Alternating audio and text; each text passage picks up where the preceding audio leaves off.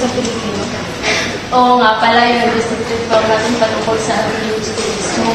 Ay, hindi lang basta summary ang gusto ni ma'am. Kung gusto niya yung tunay na documentary. Eh, paano natin maiimbestigahan yun? Eh, 2 taon na nakalipas. Ay, kung pwede lang sana tanungin mismo sila Simon. Tanungin natin si Basilio. Tanungin si Paulita kung bakit si Juanito pinakasalan niya. At maging tanungin din natin uli si Juanito kung talent ba talaga o bakit ang sekreto niya. Pero seryoso, mas maganda sana kung narinig natin mismo ang panig nila.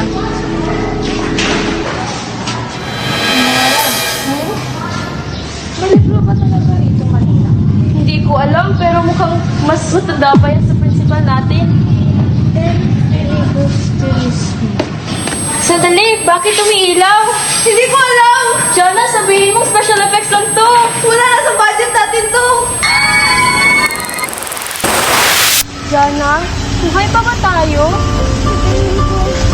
Hindi naman to school ha. Hindi rin ito masaya. Mara? Jana, ano? Huwag mo munang lilingon. Bakit? Kasi mo na ata yun.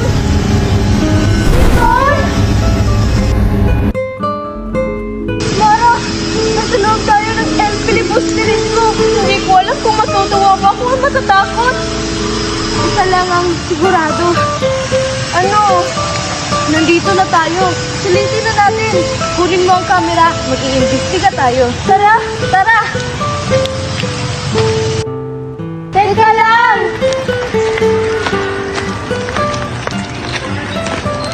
Ng araw po, kami ay mga mamamayag mula sa hinaharap. Maaari po ba kami magtanong?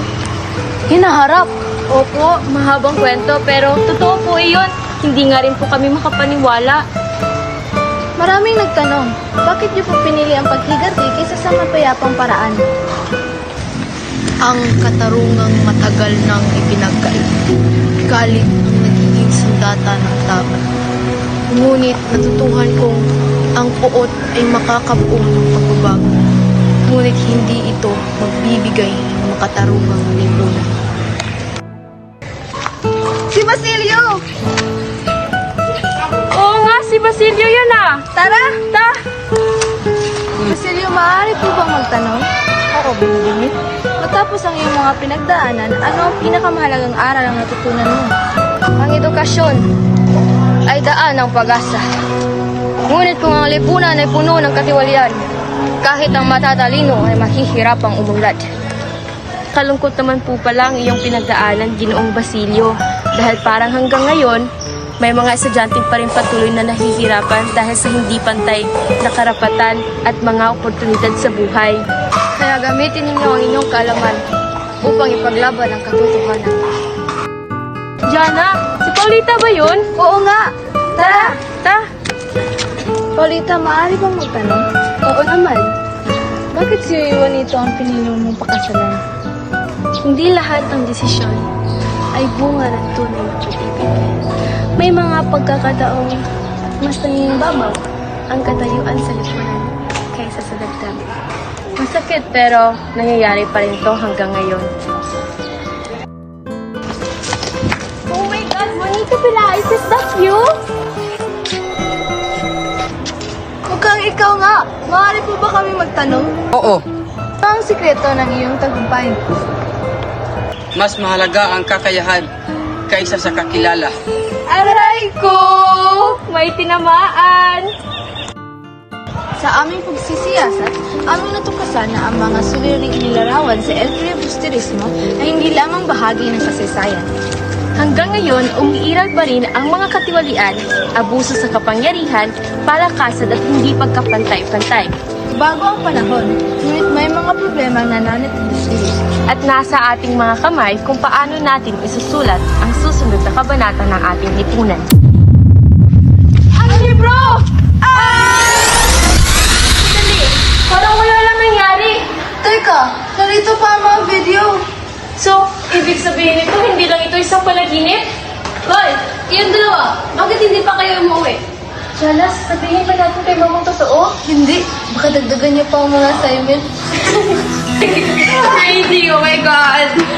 Mukhang maaga pa, ayoko pang umuwi. Museum? Ano, tara? G! Nabalitaan ko na may mga portrait na sa elf illustrates mo ng mga tauhan doon. Tara, tara! Mahuli pa din!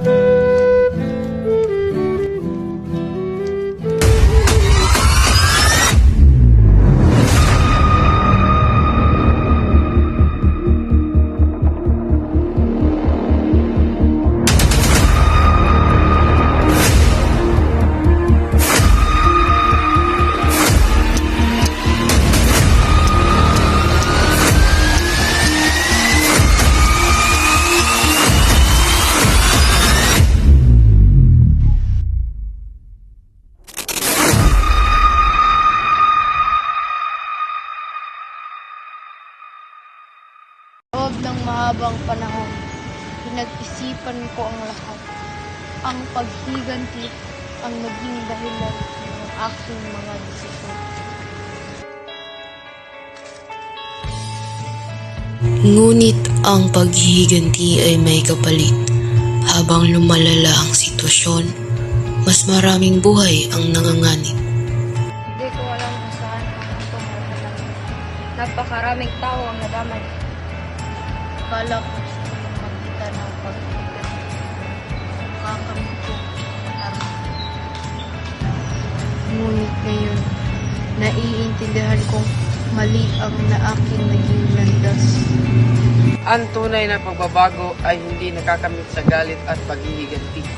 Ang kapangyarihang ginagamit para sa pansariling layunin ay maaaring magdulot lamang ng kapahamakan.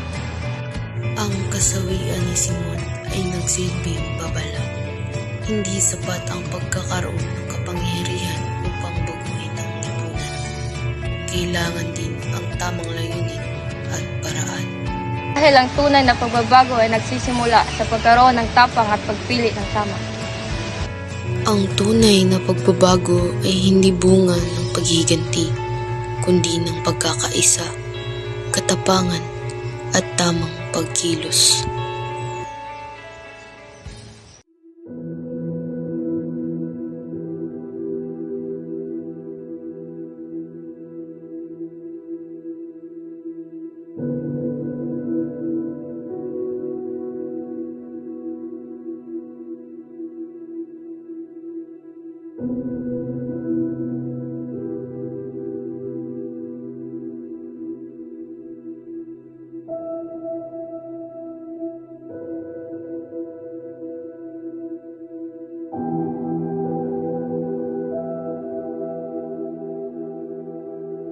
Senyor Simon, saglit lang, tatawag ako ng mga gamot.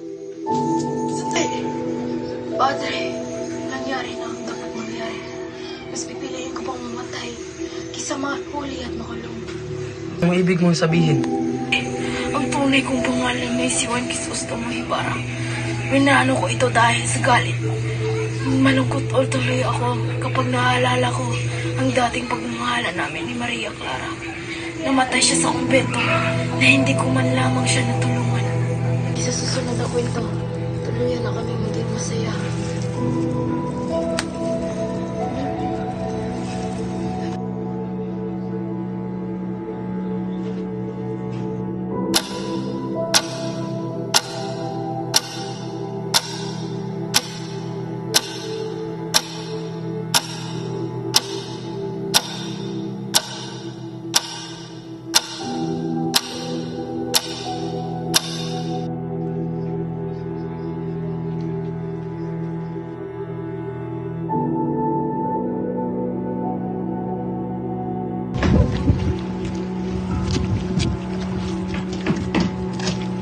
Ang kayamanan ay kumakatawan sa kasakiman na isang bisyo na sumisira sa bansa.